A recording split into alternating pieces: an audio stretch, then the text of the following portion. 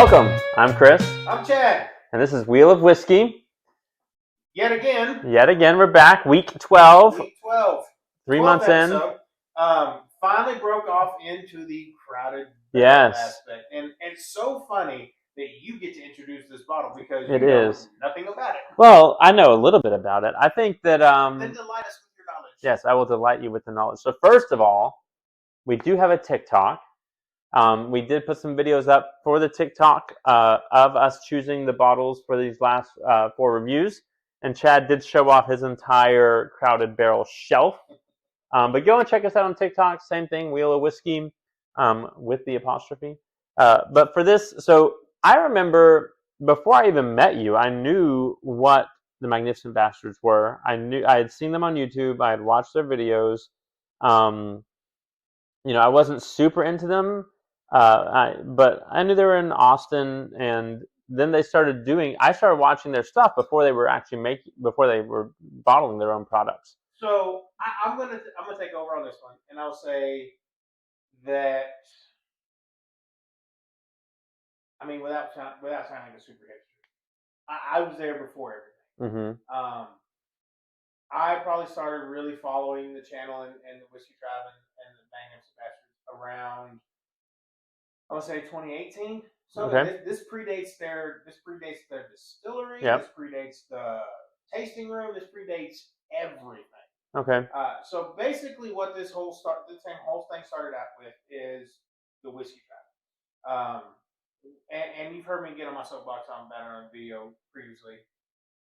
That the whiskey community a lot of times is just a bunch of pretentious douchebags.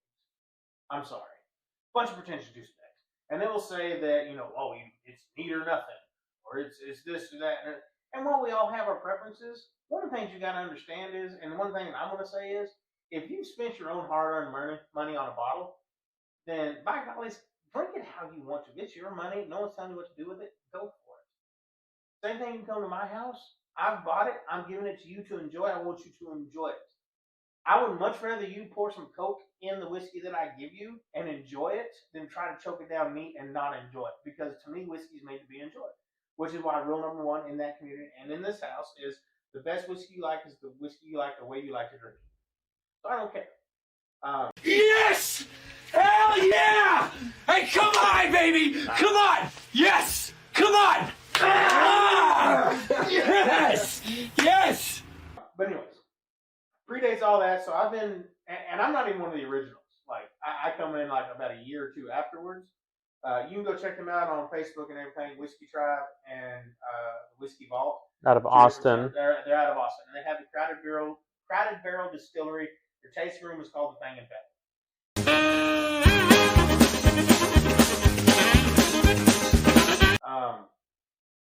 And it is the world's first crowdsourced distillery. So basically, through the Patreon, we built the distillery. I was a Patreon member for several years. I have recently had to let my subscription lapse because we're dealing with some things. But I'm thinking about ready to jump back into the realm.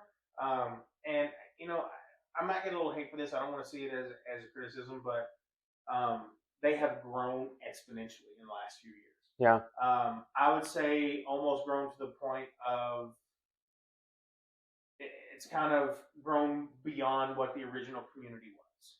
And I say that because I loved attending the Bachelor Ball. It was a yearly event for the Patreon members. In fact, they just had the first Bachelor Ball last weekend. It's the first one that I've missed in a couple of years.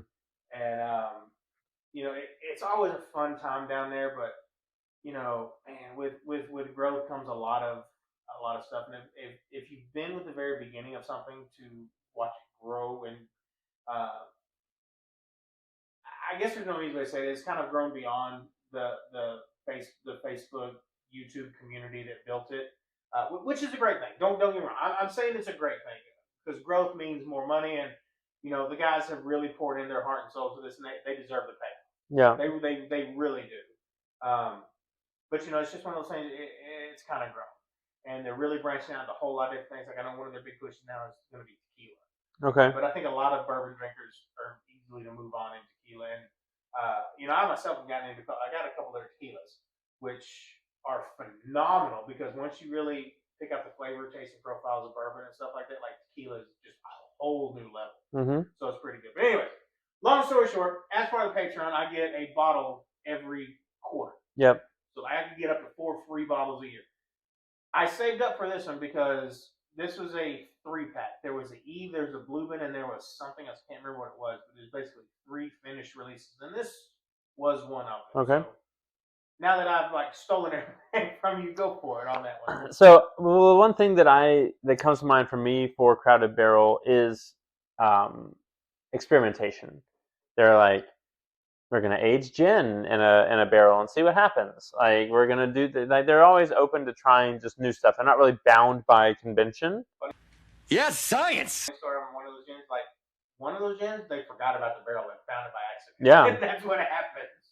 So whenever I'm having a bottle over here at Chad's of anything from Crowded Barrel, I think I'm always coming at it from the perspective of this is maybe something experimental or something new, something different.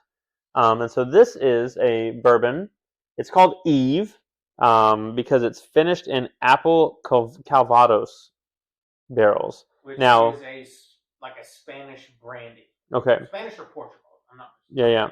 That's what Calvados means. So, obviously it's called Eve because in the Bible, Eve ate a fruit that in popular culture has been called an apple, although it doesn't. It doesn't at this say. point, you checked out some of the B-roll on TikTok where we talk about what the different fruits might have been. Yeah, probably none of the fruits that we described either. But anyway, it's an interesting bottle design. I'm not really sure what they're going for with the apple with a ton of eyes in it. You can see it there. But yeah, 3-year-old Kentucky bourbon. It's barrel proof, so it's going to be 117.8. So that is one thing about Crowded Barrel is just about everything that they release comes in at barrel proof. Yeah. So kind of a low age statement, especially for a Kentucky. But being from Texas. True, distilled in Kentucky, bottled here. I'm not sure where it was aged, so but they're aging all their stuff here. All here. So yeah. So Kentucky distilled, aged in Texas, finished in apple Calvados. And I like the fact that you hinted on the experimental part because a lot of what they did early on was very experimental. Being the crowdsourced distillery that they are, like a lot of their first releases was totally voted on by the community. Yeah. So we chose the grains, we chose the barrels that they're going to be finishing. Like everything was chosen by the community, and that eventually led to some of their first releases. So like the Single Mom, which is their single malt.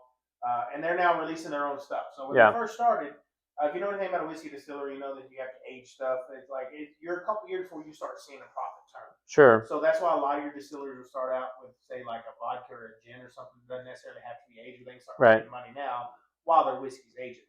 Well, or they buy barrels from existing stock.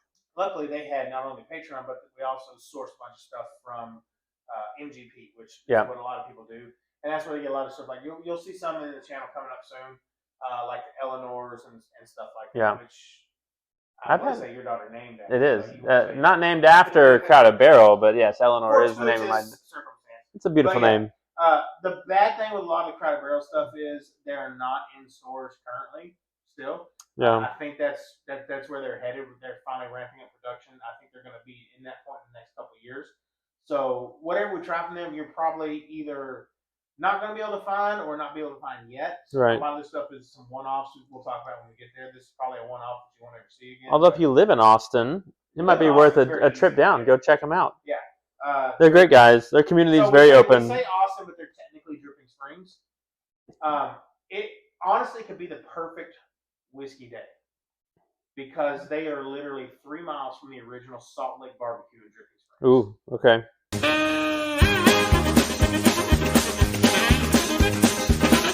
So there you go. On more than one occasion during basketball, we have actually placed orders for Salt Lake and gone down there and picked it up. Yeah. It's a phenomenal day. So there's a lot of wineries down there. There's a lot of barbecue. There's a lot of whiskey. It's worth the day down there because also Crowded Barrel, you're within driving distance of say like Andalusia and a couple other distilleries that are in there. Okay. They're always worth checking out. But now that I've Word vomited everywhere. Let's go ahead and jump into this.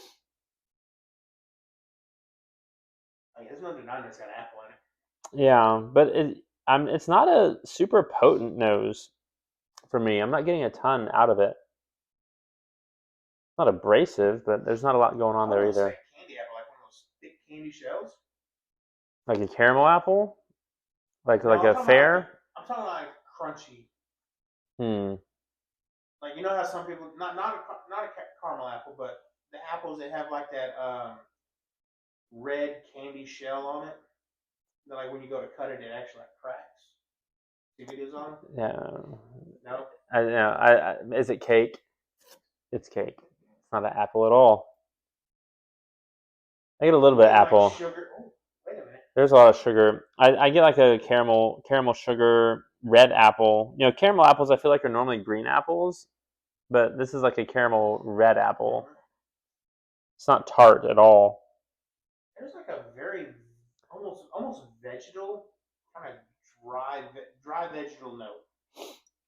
I don't want to say hay, but no, it comes through. I always go hay. It's more of an oak to me. Like I think the note that you're identifying, it comes through as an oak or a tea, like an oak or a tea note but it's for a me. very dry. And even I'm getting some like dark cocoa, like just a hint of it. Tearing this one apart. Well, it started as not having much at all, and then it's I don't know. Maybe it's finally pushing through. Maybe that first smell was just Let air out just a little the bit. first smell of the day. I don't know if you noticed, but we have these coins, and these From honestly from Crowder yes. Barrel. Like I get these, what they're called challenge coins, but they fit perfectly. Yes. Glen Cairn. This is why I have them. But what they're supposed to do is keep the alcohol from evaporating out. Yeah. The alcohol has a much lower evaporating point. And keep bugs out of it. And keep bugs out of it. Because flies and gnats love alcohol, even more than we do. You know what they call those if you've had a couple of pours? Extra protein? Extra protein. There you go. Sorry for the delay. My God, man. But yeah, all of these come from Crowder Barrel. It smells good. Let's give it a try. Let's see what we got.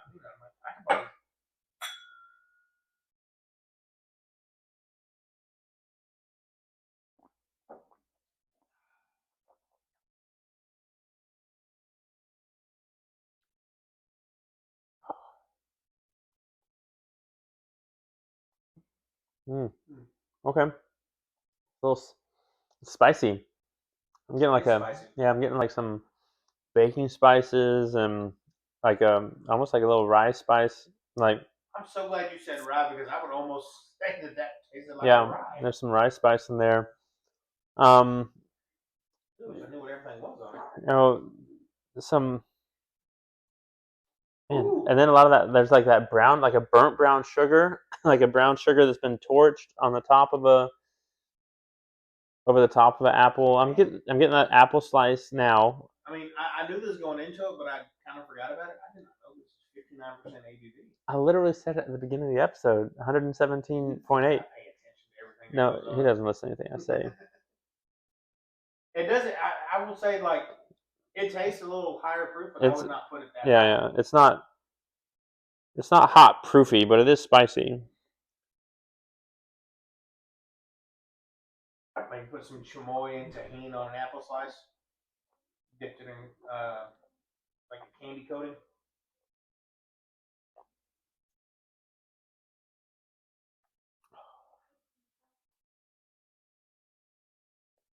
You know, it doesn't quite have the legs on it for that high proof stuff.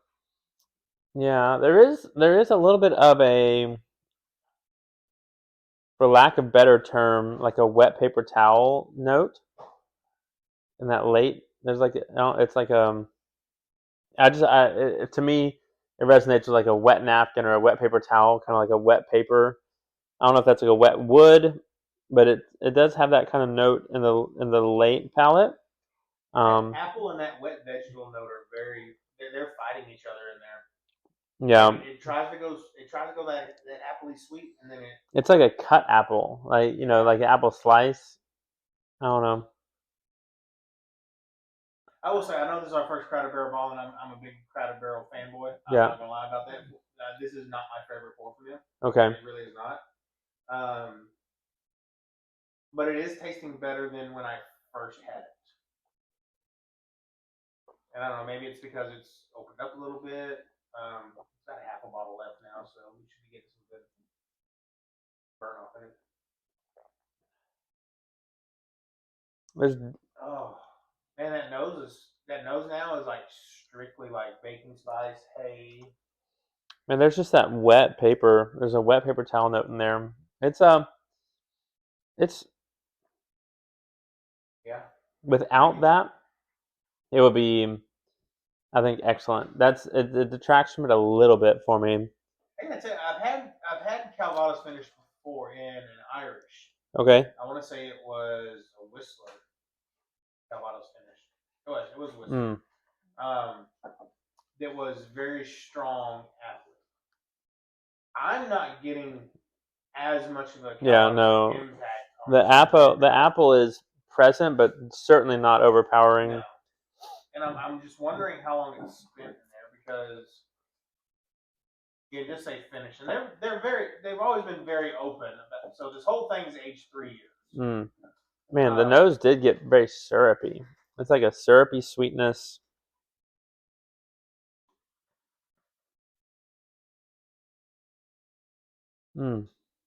Okay.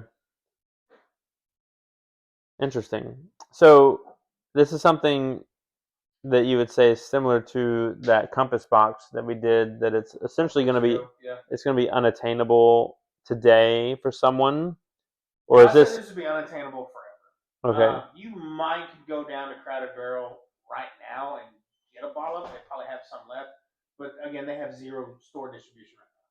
So the only way that you can get any Crowded Barrel products is to go to Crowded Barrel in Austin.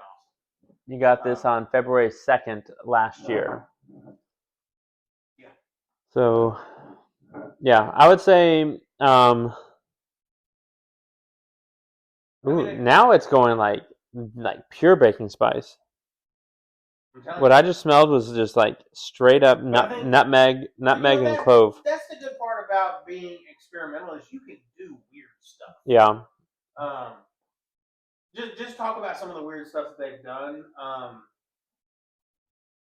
So they sourced a Scotch from Scotland, which you can't call a Scotch if it doesn't leave Scotland in a bottle, right? So what they did is they did this thing called teaspoon. Dumbest thing I've ever heard in my life. Basically, they had a big, huge tote of Scotch that was leaving Scotland. Yeah. But it was not leaving in a bottle, so you couldn't call it Scotch. But in order to leave Scotland, technically, it could not be a single malt. Okay. So they did this aspect known as teaspooning, where they literally took a teaspoon of a different distillate and poured it in there. So we're talking like 99.999% single malt Scotch, but this one little bit was legally met the requirements. Okay. So they brought it home, aged it in Texas, and I was like, what I have back here, one of the errant barrels. Okay. Like technically Scotch, but they can't call it. Right. Totally. I think at the time one of the names thrown around was totally not Scotch. Okay. So they had a lot of fun with the naming things of that nature. But like you mentioned earlier, there was the gin that they made that hey, what happens if we put this in a barrel? They put it in a barrel and then they forgot about it. They were rooting around in there. I want to say the Rick House. I think at the time it was a container shed, shipping container shed, and they found like, what is this? And like, oh, we need to do this now. Right. And they bottled it, and I actually have some of that. It's not on the wheel because it's technically not whiskey, but if y'all want to see something like that, let us know. Like, I've got some weird stuff. We got some cognacs, we got some gin and stuff like that. Just let us know if you want to see it. Yeah, and we'll do. I mean, we'll if you want to send something up for us to try sample bottles, we'll definitely we'll skip the wheel for a week and throw that in. But there's also other stuff that they've done in there. Like I know they did a collaboration with the Licorice Brothers from Iron Root up in Denison. Okay, yeah. And it called the bottle "Gingers Never Win" because even though Licorice Brothers are both gingers, yeah. So they make fun of them. It was like a rye and cane sugar. I don't even think it's whiskey. Interesting.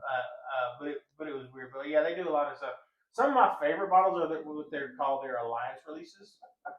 So they'll just team up with other distilleries, bottle some stuff, and send it out. And those are very small, like 350 milliliter bottles. Yeah. and those are like super one off. Like I have a couple that are one of 109 of the 350 Okay. bottles. Yeah. Super.